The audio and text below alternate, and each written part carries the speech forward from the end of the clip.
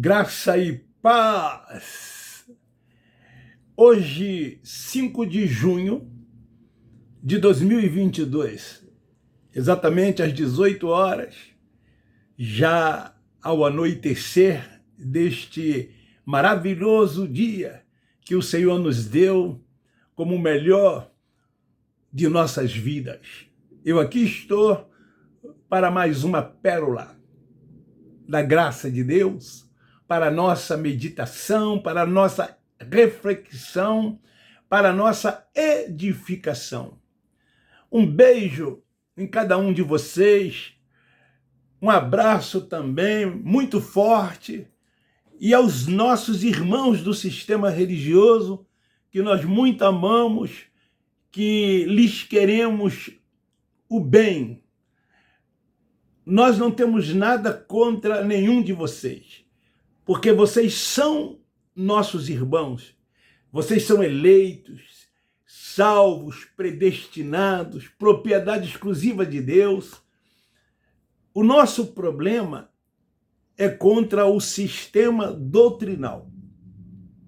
Apenas isso. Nós amamos muito vocês, mais do que vocês possam imaginar. Jamais vamos ofendê-los, chamá-los de hereges, chamá-los de qualquer coisa que venha denigrir a cada um de vocês. Nós não podemos fazer isso nem mesmo com os inimigos, se é que eles existem. Quanto mais contra os nossos irmãos. Eu só lamento que quando nós rompemos com o sistema religioso, eles viram as costas para a gente. Ou seja, não nos consideram mais irmãos, não nos consideram mais como salvos. Eu perdi muitos amigos, aspas. Tem pessoas que moram próximo de mim, perto de mim, que mudou completamente para comigo. Pessoas que sempre estavam em contato comigo, que conversavam muito comigo, que vinham, às vezes, na minha casa e eu na casa deles. São muitos, não são poucos, não. E isso tudo acabou. Por quê? Porque rompemos com o sistema religioso. Porque passamos a entender que nós não dependemos de um templo. Porque passamos a entender que nós não dependemos de um líder religioso, que se diz uma autoridade espiritual constituída por Deus, para que nós estejamos debaixo dos seus apostolados. Nós entendemos que nós somos o templo da habitação de Deus, que há um único pastor, que há um único Senhor, um único Deus soberano que reina sobre tudo e todos, que a primazia é dele, honra é dele, tudo é dele. Nós entendemos que nós não precisamos de ritos, de liturgias, nós não precisamos de cerimoniais para que possamos adorar, porque o Pai dos Espíritos, ele é adorado em espírito e em verdade pelos verdadeiros adoradores. Agora mesmo, centenas de milhares de pessoas estão deixando os seus lares e indo em direção a esses lugares. E na mente dessas pessoas, elas estão indo lá para adorar, para cultuar a Deus, como se Deus não pudesse ser cultuado fora desses lugares. Em Atos 7,48 diz: eu não habito em templo feito pelas mãos dos homens. Daí eu pergunto, esses templos não são feitos, não são construídos pelas mãos dos homens? Até o ano 70, quando o templo de Jerusalém estava de pé, era no templo que se adorava. A mulher samaritana disse, os nossos pais nos ensinaram dizendo, devemos adorá-lo no templo ou nos montes? Então o nazareno disse para aquela mulher que eles estavam corretos. Sim, ainda era no templo, ainda eram nos montes. Mas viria dias que Deus seria adorado em espírito e em verdade. E depois da cruz, depois do ano 70, quando o juízo de Deus veio sobre o seu povo, Deus fez de cada um de nós a sua habitação. E ele habita no nosso espírito. E o nosso espírito é a morada de Deus. Vamos lá, eu quero hoje, no livro do profeta Isaías, capítulo 55, versículo 2, fundamentar o que eu vou dizer. Diz assim: por que gastais o dinheiro naquilo que não é pão, e o produto do vosso trabalho naquilo que não pode satisfazer? Isaías 55, 2. O tema dessa mensagem é: o devorador da sua vida é você mesmo. E você vai entender porque o devorador, aspas, porque o devorador, na palavra, tanto lá em Malaquias quanto em Joel, fala de gafanhotos, como uma praga que iria nas plantações, nas terras daqueles que não dizimassem. Mas o sistema diz que esse gafanhoto é o diabo. Eles transformaram esses gafanhotos de Malaquias 3,11 e de Joel, salvo engano, 2, em diabo, esses gafanhotos. Então, esses gafanhotos, aspas, chamado de devorador, lá no livro do profeta Isaías e no livro do profeta Joel, as instituições religiosas, por causa da ganância, por causa dos interesses, das conveniências, porque a maioria desses lugares voltam-se para o dinheiro. Não tem uma reunião deles que não se fala em dízimo e oferta. Eu estou mentindo? Eu passei lá 46 anos. Eu desafio qualquer um de vocês aleatoriamente sair agora, ou a hora que for, o dia que for, e entrar num desses lugares, e eu desafio essas reuniões serem terminadas sem que não se recolham dízimos e ofertas. É o momento principal dessas reuniões. Não existe reuniões deles sem oferta e sem dízimo. Tem pessoas que elas levam isso tão a sério que quando elas não têm dinheiro, elas até pedem uma pessoa que ela tem intimidade. Quantas das vezes alguém me pediu, dá para tu me dar o dinheiro aí para a oferta? E eu ia e dava. Vocês sabem que isso é verdade. Porque se a pessoa não desse, mesmo ela não tendo, ela ficava com a sua consciência pesada. Por que ficava? Porque eles ameaçam, eles espraguejam, eles jogam maldições sobre as pessoas são amaldiçoadas se não contribuírem, se não ofertarem. Porque eles colocaram na mente das pessoas que você, para ser abençoado, você tem que dar, você tem que contribuir. É uma barganha que é feita, aspas, com Deus, para que as pessoas sejam abençoadas. Quando, segundo a palavra de Deus, nós já somos abençoados, independente, porque nós somos filhos de Deus e o Pai, ele abençoa os seus filhos. Por isso que nós não somos servos, porque o servo, ele tem senhor. Por isso que nós não somos ovelhas, porque ovelhas têm pastor. Nós somos filhos. Ele é pai dos espíritos e nós somos filhos de Deus. Queridos líderes religiosos que cobram o dízimo ensinam que existe o devorador, aspas, ou parênteses, o diabo, que vai na vida dos que não dizimam, que vai na vida dos que não ofertam e faz uma devassa. Se você não der o dízimo, o seu carro, se você tem carro, pode ser roubado. Ou você poderá bater com ele. A sua casa pode virar uma farmácia. O seu ferro elétrico pode queimar. A panela de pressão pode explodir. Você pode perder o seu emprego. Enfim, são várias as maldições ditas por eles sobre os filhos de Deus, porque essas pessoas que se dizem ovelhas e servos, eles são filhos de Deus, eles só não sabem e não têm a consciência e não vivem como filhos de Deus, mas eles são filhos de Deus. Então são muitas as maldições que esses líderes religiosos jogam em cima dos filhos de Deus. Mas quando a pessoa conhece o Pai e vive como filho, ele não está nem aí para essas maldições, porque sabe que isso é mentira, que isso é um engano, que isso é uma ameaça para que as pessoas possam dar, para que as pessoas possam contribuir. O devorador, que eles dizem em Malaquias 3,11, na verdade, como eu já disse, eram gafanhotos, e não o diabo, como eles dizem. Na vida das pessoas, o que acontece e que muitos não têm sido, e que muitos não têm controle, e deixa que o supérfluo tem sido presente na vida de muitos. É isso que faz muitas das vezes as pessoas se endividarem, é isso que faz muitas das vezes as pessoas se descontrolar, porque as pessoas procuram gastar no supérfluo, colocar o chapéu aonde a mão não dá para alcançar.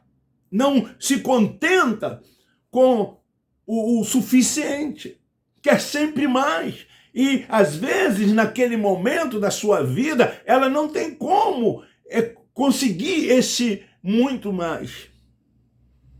Então, se desespera, entra no cartão de crédito, começa a comprar parcelado, aí compra uma coisa, 2, 3, e na soma, a pessoa fica endividada. Mas não porque esse gafanhoto, porque esse diabo está na vida das pessoas. Deixa eu te dizer, meu irmão, você que é filho de Deus, na sua vida, nunca esse diabo, criado pela religião, ele entrará e ocupará lugar, primeiro porque ele não existe, e segundo porque você é filho de Deus. Você é guardado e protegido por Deus, e Deus cuida dos seus filhos. Deus cuida dos seus filhos. Querido, quando não se consegue se contentar com o que essas pessoas têm, e aí elas vão em busca do mais, elas querem sempre mais. Em 1 Timóteo, eu já até preguei uma mensagem sobre isso, no capítulo 6, versículos 7 e 8, diz assim: porque nada trouxemos para este mundo e nada podemos levar dele. Trouxemos nada. E não podemos e não vão levar nada deste mundo. Então vamos, enquanto aqui estivermos, viver tranquilo, viver bem, agradecer sempre a Deus pelo que Ele tem nos dado, pelo que Ele tem nos concedido. Vamos nos contentar com o que Deus tem nos dado. Porque viemos sem nada e sem nada nós vamos partir. Ele cuida dos seus, porque Ele sabe do que os seus precisam e necessitam. Porque está escrito aqui no versículo 8, tendo, porém, sustento e com que nos vestir, estejamos contentes. E lá em Mateus, o Nazareno diz assim: não andeis ansiosos pelo que há de comer, pelo que há de vestir e pelo que há de beber. Por que ele disse isso? Para que as pessoas exercessem a sua fé e confiassem mais em Deus. E ali naquela parábola, ele diz: olhai e vede os lírios do campo que não tecem e nem fio, e nem Salomão, em toda a sua riqueza, se vestiu como um deles. Por quê? Porque Deus é quem cuida da natureza, dos lírios do campo. E ele então diz ali: quanto mais vós que sois filhos de Deus, o Pai, ele irá cuidar de você. Precisamos crer nisso, acreditar nisso, tomar posse e viver e andar por fé. Então vamos deixar de gastar naquilo que não é pão, como está escrito em Isaías 55:2. Ou seja, no essencial. Quantas pessoas que poderiam se contentar apenas com uma coisa, mas quer ter várias. Por exemplo, a pessoa tem um carro, mas está querendo possuir 2, 3. Tem muitos que não se contenta com um, tem 2, 3 carros. E no início do ano, quando Deveria pagar o IPVA só de um, paga IPVA de 2, 3 carros. Isso é o que? Supérfluo. Isso é o querer mais, é não se contentar com o essencial. Nós temos 2 pés.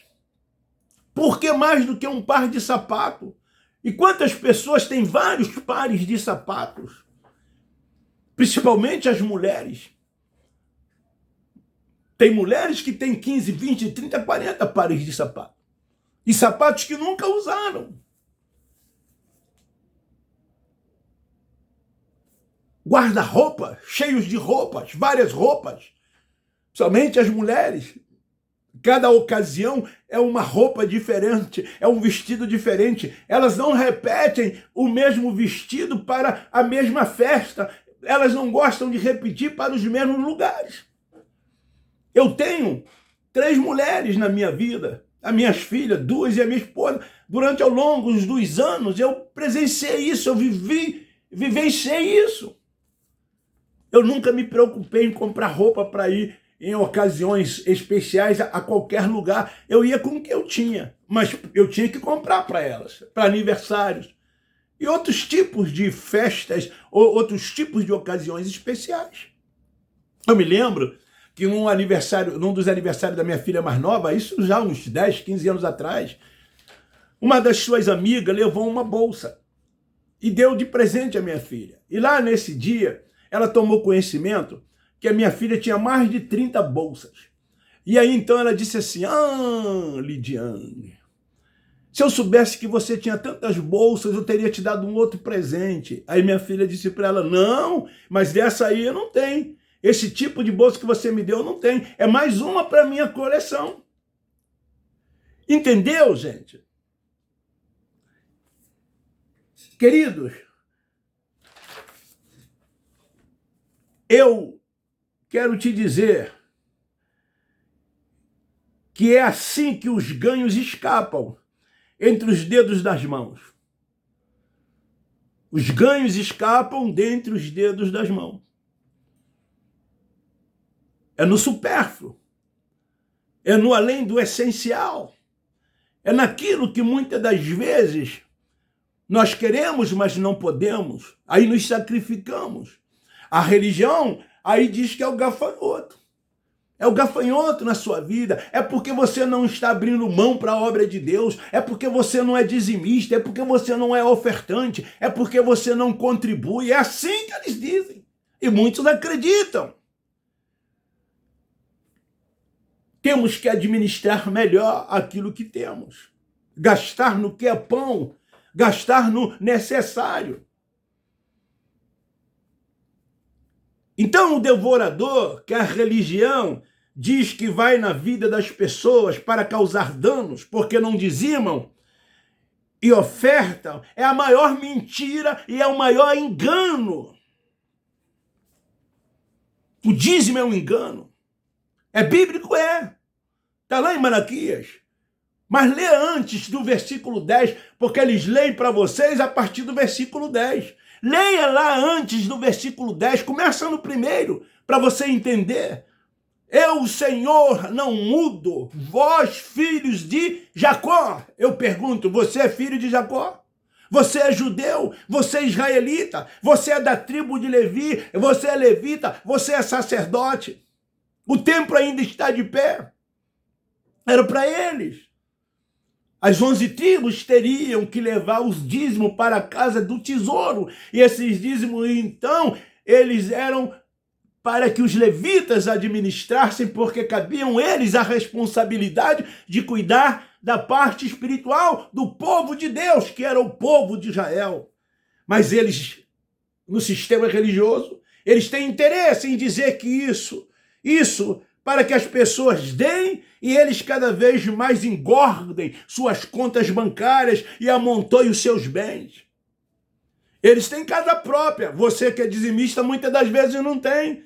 Eles têm carro e trocam de carro. Você às vezes não tem carro. Vai para a igreja a pé ou de ônibus. Muitos deles têm casa de praia. Têm os melhores planos de saúde. Seus filhos estudam nas melhores escolas. Estourou agora na internet um pastor numa cidade lá no Nordeste, Campina Grande, no Rio Grande do Norte, que o rendimento de toda a sua família chega por ano a quase 1.500.000. Cerca de 10 pessoas da sua família são remuneradas pelos dízimos e as ofertas que entram na igreja. O salário desse pastor presidente gira em torno de quase 40 mil reais. E aí vem uma escala. Uns de 28, outros de 30, outros de 12, outros de 8, perfazendo por ano um total de quase 1,5 milhão.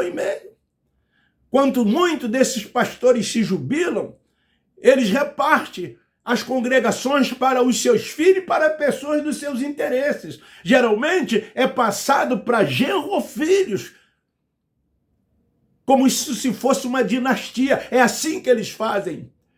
Eles ainda continuam recebendo da igreja. Eu conheço muitos eu conheço. E eu não estou aqui jogando conversa fora, eu estou falando aqui uma verdade.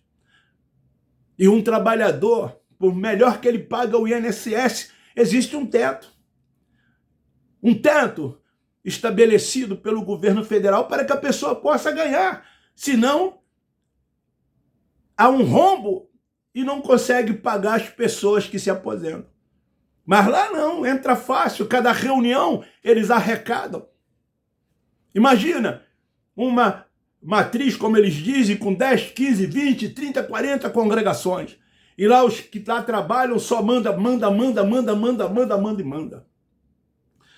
O gafanhoto de Joel, que é citado, eram gafanhotos mesmos que iriam às plantações, à terra dos que não levavam à casa do tesouro o dízimo.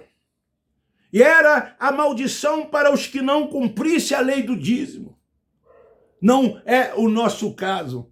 Eu deixei de ser dizimista em 1993. Ainda permaneci 24 anos lá dentro do sistema religioso, porque eu entendi essa passagem, que o dízimo não era para nós. E eu nunca tive maldição nenhuma sobre a minha vida. Pelo contrário, eu tive bênção. Eu não tinha casa própria, hoje eu tenho casa própria. Tenho um carro muito bom, graças a Deus. Dentro da minha casa eu procurei ter tudo do melhor, graças a Deus. Nunca tive carro roubado. Não quero dizer que isso é porque eu não dou o dízimo, ou porque eu dou, não é isso que eu quero dizer. Eu quero que você entenda que nós somos filhos de Deus, e quando nós andamos por fé, vivemos por fé, Deus cuida de nós.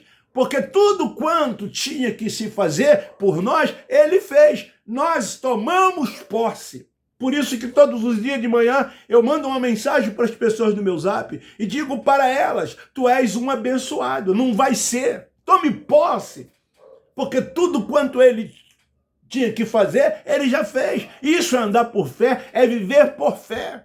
Viver como filho de Deus. Ter um pai que sabe que Ele cuida de você. Querido, mas o devorador que eles dizem na vida das pessoas, se é que possamos dizer assim, são elas mesmas.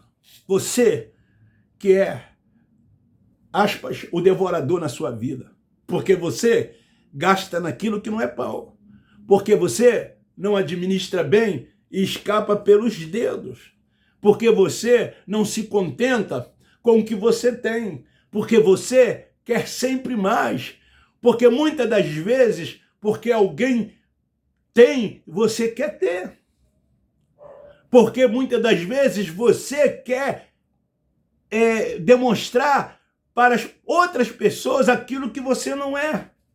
Porque você, muitas das vezes, se preocupa com o que os outros vão pensar de você. Para um pouco, reflita sobre isso que eu estou dizendo. Reflita e medite em 1 Timóteo capítulo 6, versículos 7 e 8. Em Isaías 55, os versículos 2 e 3. Querido, o devorador são nós mesmos, se é que possamos dizer assim, são elas mesmas, porque não sabem administrar o que tem na maioria das vezes. empregando recursos aonde não é necessário, aonde às vezes não se tem necessidade. É o supérfluo. Eu tenho um neto de 12 anos. Você sabia que ele guarda o dinheiro que ele recebe dos seus avós, dos seus pais, de outras pessoas, seus tios, e ele se tornou um grande administrador do seu dinheiro. Ele, com 12 anos, ele já investe em RDBs e acompanha diariamente o rendimento do seu dinheiro. Eu não estou aqui dizendo que o meu neto está certo ou que ele está errado. Eu não estou aqui dizendo que você está certo ou que você está errado, se você faz ou se você não faz isso. Eu só estou te alertando para que você mesmo não seja o devorador da sua vida. Então, mas com certeza o devorador na vida desse meu neto não existe. Por quê? Porque ele sabe administrar aquilo já com 12 anos que ele ganha, aquilo com 12 anos que ele já possui. Ele está sabendo aplicar os seus recursos. E ele tem muito, não é pouco não. Porque ele não gasta o dinheiro dele naquilo que não é supérfluo. E quantos de nós gastamos no supérfluo? Quantos de nós não sabemos administrar o que nós temos? Quantos de nós não nos contentamos com o que temos para vestir, para comer, para beber, como diz a palavra? Quantos de nós, muitas das vezes, queremos colocar o chapéu, é um ditado isso, aonde as nossas mãos não alcançam? Quantos de nós, muitas das vezes, fizemos algo para impressionar alguém, para se sobressair mais do que outras pessoas? Quando nós nos comportamos assim, nós estamos gastando dinheiro naquilo que não é pão. Nós estamos gastando além do que devemos. Pense nisso, faça uma reflexão. Não seja o devorador da sua vida. Não seja o devorador da sua vida. Os 10% que você dá lá no sistema religioso, nas instituições religiosas, investe em você mesmo. O marido na sua esposa, a esposa no seu marido, nos seus filhos, nos seus netos, nos seus parentes que você sabe que são necessitados, nas pessoas que você conhece que precisam. Faz isso. Por que você precisa de um líder religioso, aspas, para fazer isso? Eu digo aspas porque eles não fazem. Eles não fazem. Quantas das vezes as pessoas vão para as reuniões e não tem o café da manhã, o almoço, o jantar. Às vezes o gás acabou e ele está ali sentado, porque ensinaram a ele que ali é lugar de se adorar a Deus, que ele tem que ir ao templo, porque se ele não for ao templo, ele perde a salvação, ele está em desobediência e ele está ali pensando no dia seguinte. Como será o dia seguinte se ele não tem o dinheiro para comprar um gás? E se ele se atrever de falar com o seu líder religioso, ou ele vai dizer que está em dificuldade e não tem como dar, ou ele vai dizer assim, vamos tirar uma segunda oferta, mas na maioria das vezes eles não socorrem. Muitas das vezes um membro dali é quem socorre, é que tira do seu, além da oferta, do dízimo que ele dá, e ajuda as pessoas. Eu fiz muito isso, eu vi muito isso dentro desses lugares. Pessoas que tinham dificuldade para conseguir comprar remédios, principalmente idosos, procurava e não era ajudado. Aí talvez você que é religioso vai dizer assim, mas na minha igreja não é assim. Eu não estou generalizando, mas eu estou dizendo que a maioria é assim. A maioria é assim. Porque existe exceção das regras. Mas eu vou até me arriscar. 90% das instituições religiosas se comportam assim. A prioridade para eles é o dinheiro. São os dízimos e as ofertas. São os recolhimentos. Muitas das vezes eles até investem no templo, trazendo conforto para atrair mais pessoas. Porque você sabe, num templo desse, quanto mais bonito for, mais aconchegante for, atrai mais as pessoas. E muitas pessoas se tornam até membros desses lugares ou frequentadores por causa do conforto que tem, ar-condicionado, bancos estofados e outras coisas. Hoje eu estava assistindo pela internet uma grande igreja, eu até peguei nela em Jacarepaguá, conheço o pastor presidente e os pastores auxiliares. Quando o pastor presidente estava anunciando, domingo e não sei qual dia, nós temos bazar. Logo mais à noite nós vamos ter caldo verde com cachorro quente. Daqui a pouco, que essa reunião era de manhã, nós vamos ter um almoço. Venha almoçar conosco. Venha gastar o seu dinheiro conosco para ajudar. É assim que eles fazem. Vi agora há pouco tempo, no status, pessoas rifando, uma igreja rifando. Não é que é pecado rifar, né? Não, nada não. Mas estou te colocando essas coisas porque eles fizeram esses lugares de comércio, rifando uma cesta com um bichinho de pelúcia, com um bombom para o dia dos namorados. Agora, muitas dessas instituições religiosas, se seus membros jogarem na loteria, fizerem qualquer tipo de jogo, eles até ameaçam. Antigamente até excluía. Mas hoje, eles sorteiam dentro das igrejas. Eles lançam sorte dentro das igrejas. Eles fazem, além da arrecadação das ofertas e dos dízimos, que dá uma conotação de comércio, eles fazem outros tipos de coisas. Tem livrarias, tem bazares, tem cantinas. Eles fazem almoço para venderem almoços. Muitas festas que eles chamam de congressos, de festa de consagração, é pago. Eles vendem almoço para que as pessoas... Eles dizem que é para ajudar. Então todas essas coisas existem. E as pessoas têm medo do devorador nas suas vidas. Não existe devorador nas suas vidas. O devorador que a Bíblia fala em Malaquias e em Joel era para as 11 tribos, que não levasse o seu dízimo para a tribo de Levi. Hoje, se é que eu posso dizer, ou chamar de devorador, aspas, é você mesmo.